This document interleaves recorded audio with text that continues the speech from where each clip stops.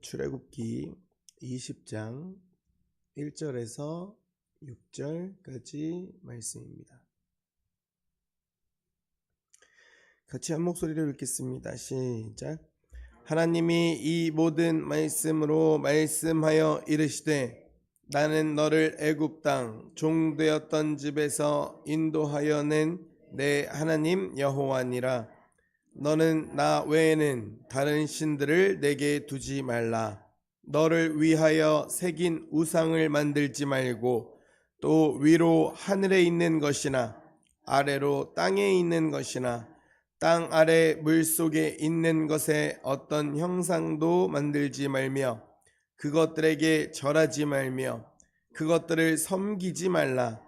나 내 하나님 여호와는 질투하는 하나님인즉 나를 미워하는 자의 죄를 갚되 아버지로부터 아들에게로 3, 4대까지 이르게 하거니와 나를 사랑하고 내 계명을 지키는 자에게는 1000대까지 은혜를 베푸니라. 아멘. 하나님 감사합니다. 오늘도 하나님의 말씀으로 하루를 시작하게 하시니 감사합니다. 하나님을 사랑하고 하나님의 계명을 지키는 자에게는 1000대까지 은혜를 베푸신다 하셨으니 하나님이 말씀하실 때에 잘 듣고 마음에 새겨 하나님의 계명을 지켜 1000대까지 하나님의 은혜가 이르는 가정 되게 하여 주옵소서. 예수님 이름으로 기도합니다. 아멘. 지난 말씀에서 하나님은 불과 구름 가운데 시내 산에 강림하셨습니다. 백성은 산 기슭에 서서 하나님의 음성을 기다렸어요. 그리고 하나님께서 직접 말씀하시기 시작합니다. 1절과 2절입니다. 하나님이 이 모든 말씀으로 말씀하여 이르시되 나는 너를 애굽 땅 종되었던 집에서 인도하여 낸 내 하나님 여호와니라. 하나님은 계명을 말씀하시기 전에 먼저 자신이 누구신지를 알려주십니다. 나는 너를 애굽 땅 종되었던 집에서 인도하여 낸 너의 하나님 여호와니라. 이스라엘은 애굽에서 종으로 살았죠. 자기 힘으로 그곳을 빠져나올 수 없었습니다. 그런데 하나님께서 그들을 건져내 주셨습니다. 이 순서를 잘 봐야 돼요. 하나님은 이스라엘에게 내 말을 잘 지키면 애굽에서 꺼내줄 거야 라고 말씀하지 않으셨습니다. 먼저 구원하셨어요. 그리고 구원받은 백성에게 어떻게 살아야 하는지를 말씀하시는 겁니다. 10계명은 구원을 얻기 위한 조건이 아닙니다. 구원받은 백성이 살아가야 할 길이라는 것입니다. 우리도 마찬가지예요. 우리가 말씀을 잘 지켜서 주일성수와 11조를 잘 지켜서 하나님의 자녀가 된 것이 아니라는 것입니다. 예수 그리스도의 은혜로 구원받았기 때문에 이제 말씀에 하나님의 말씀을 따라 살아가는 것입니다. 3절입니다. 너는 나 외에는 다른 신들을 내게 두지 말라. 우리가 다 알고 있는 너무나 확실하고 분명한 첫 번째 계명입니다. 하나님 외에 다른 신을 두지 말라고 하십니다. 이스라엘이 살던 세상에는 수많은 신들이 존재했어요. 지금도 마찬가지지만 애굽에도 여러 신이 있었고 앞으로 들어갈 가나안 땅에도 사람들이 만들어 놓은, 사람들이 섬기는 신들이 아주 많이 있었습니다. 그러나 하나님은 그 많은 신 가운데의 하나가 아니십니다. 이스라엘을 애굽에서 건져내신 분은 오직 여호와 하나님 한 분이십니다. 그러므로 이스라엘은 오직 하나님만 섬겨야 했어요. 오늘 우리에게 다른 신은 꼭 돌이나 나무로 만든 신상만을 말하지 않습니다. 하나님보다 더 의지하는 것이 있다면 그것이 우리 마음에서 하나님 자리를 차지할 수 있다는 것입니다.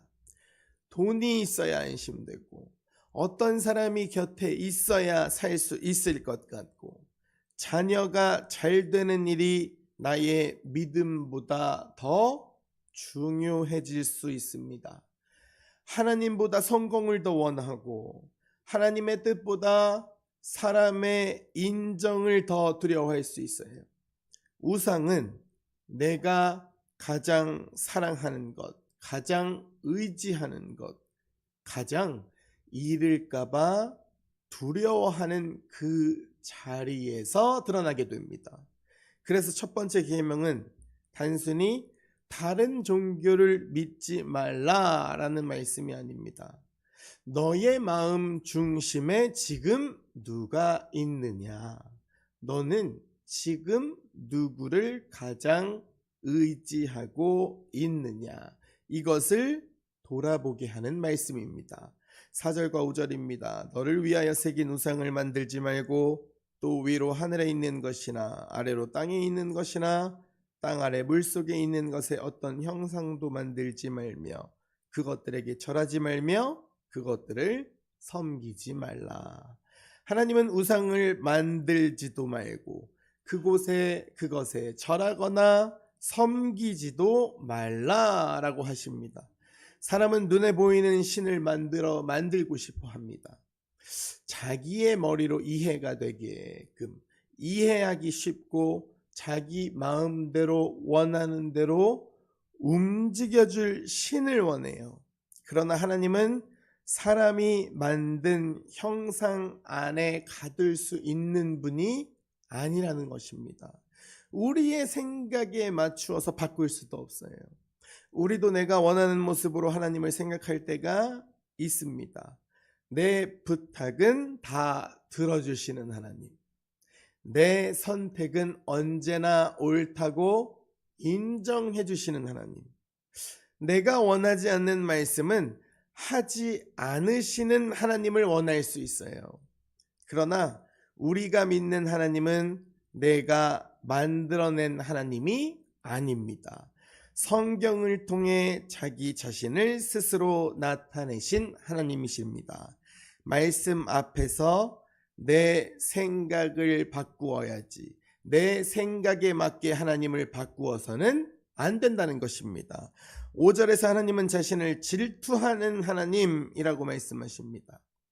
하나님의 질투는 사람의 욕심에서 나오는 질투와는 다른 질투를 말합니다. 하나님께 속한 백성이 다른 신에게 마음을 주는 것을 두고 보지 못하시는 거룩한 사랑을 말하는 것입니다. 부부가 서로에게 온전한 사랑을 요구하는 것처럼 하나님도 자기 백성의 나뉘지 않는 마음을 원하신다는 것입니다. 하나님을 섬기면서 동시에 다른 것을 하나님보다 더 사랑할 수는 없습니다. 또 하나님은 자신을 미워하는 자의 죄가 3, 4대까지 이른다고 말씀하십니다. 이 말씀은 죄 없는 자녀에게 부모의 죄를 무조건 대신 갚아라 라는 뜻이 아닙니다. 부모가 하나님을 떠나 살게 되면 그 죄의 영향이 자녀와 가정에 이어질 수 있다는 엄중한 경고입니다. 잘못된 믿음과 삶은 그 한 사람에게만 끝나면 그나마 다행인데 그 한 사람에게서 그치지 않고 다음 세대에게 반드시 영향을 줍니다. 그러므로 우리는 나 하나만 생각해서는 안 됩니다. 내가 하나님을 어떻게 믿고 살아가는지가 나의 자녀와 다음 세대에게 그대로 전해질 수 있다는 것입니다. 6절입니다. 나를 사랑하고 내 계명을 지키는 자에게는 1000대까지 은혜를 베푸느니라. 하나님은 죄의 결과를 3, 4대까지 말씀하시지만 이 죄의 결과만 말씀하고 끝내셨다면 우리에게 소망이라는 것이 없었겠죠. 은혜는 1000대까지 베푸신다고 말씀하십니다. 3, 4대와 1000대는 비교가 되지 않죠. 심판보다, 공의의 하나님보다 은혜와 사랑의 하나님이 더 훨씬 크게 강조되고 있는 것을 보여줍니다. 하나님을 사랑하는 사람은 그 사랑을, 계명을 지키는 것으로 나타냅니다. 하나님을 사랑한다는 것은 하나님 사랑합니다, 사랑합니다 계속 말을 하는 것보다 하나님의 말씀을 귀하게 여기고 그 말씀을 따라 살아가는 것입니다. 사랑하는 함께 가고 계시는 성도 여러분, 하나님은 이스라엘을 먼저 애굽에서 건져내셨습니다. 그리고 말씀하셨어요. 너는 나 외에는 다른 신들을 내게 두지 말라.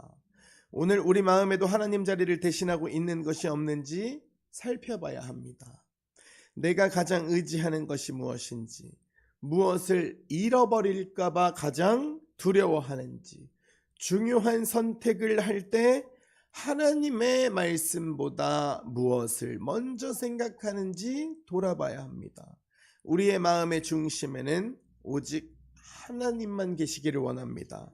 오늘도 세상의 어떤 것보다 하나님을 더 사랑하고 주님의 말씀을 따라 살아가는 저와 여러분이 되시기를 주님의 이름으로 간절히 축복드립니다. 기도하시겠습니다.